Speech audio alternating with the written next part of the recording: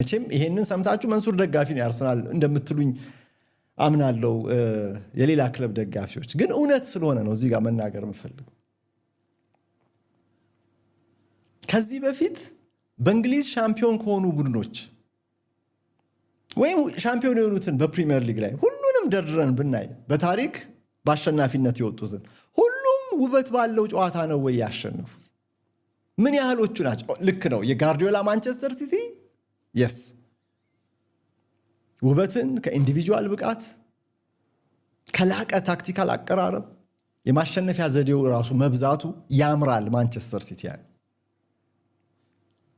ሻምፒዮን ሲሆን 4 ጊዜ በተከታታይ ክብረ ወሰኑን ሲሰብር ሲቲ ባስቀያሚ ጨዋታ አይደለም እርግጥ እያደር ጋርዲዮላ በራሱ ሐሳብ ላይ ሌላ ባዕድ የሆነ ሐሳብ ቀላቅሏል ቀደም ሲል በባርሴሎና በምን የሚያምንበት አይነት የጨዋታ ስልት እያደር እየደበዘዘ መጥቷል ያ ፕራግማቲዝም ደግሞ አዋጥቶታል ለምሳሌ ረጃጅም ጉልበተኛ ተከላካዮችን በቡድን ውስጥ ከቀላቀለ በኋላ እና ጥንቃቄንም በተወሰነ መጠን ከጨመረ በኋላ ነው ሶስቱን ዋንጫዎች ያሸነፈው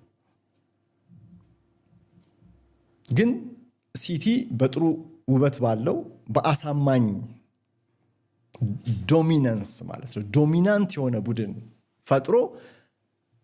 የእንግሊዝ ሻምፒዮን ሲሆን አይተነዋል ይሄ እውነት ነው ነገር ግን ሁሉም የፕሪሚየር ሊግ ሻምፒዮኖች ግን እንደዛ አይደሉም ለምሳሌ ጆዜ ሞሪኖ ቼልሲ የሞሪኖ ቼልሲ ኦሊቨር ሆልት ምን ይላል ጆን ቴሪ ፍራንክ ላምፓርድ እና ዲዲዬ ድሮግባን የመሳሰሉ ተጫዋቾችን አለማድነቅ አይቻልም ይሁንና ያ የሞሪኖ ቼልሲ ግን የሚታወሰው በውብ ጨዋታና በሙሉ ማጥቃት አይደለም ግን ሻምፒዮን ሆነዋል በፕሪሚየር ሊግ ላይ ከታዩ አስደናቂ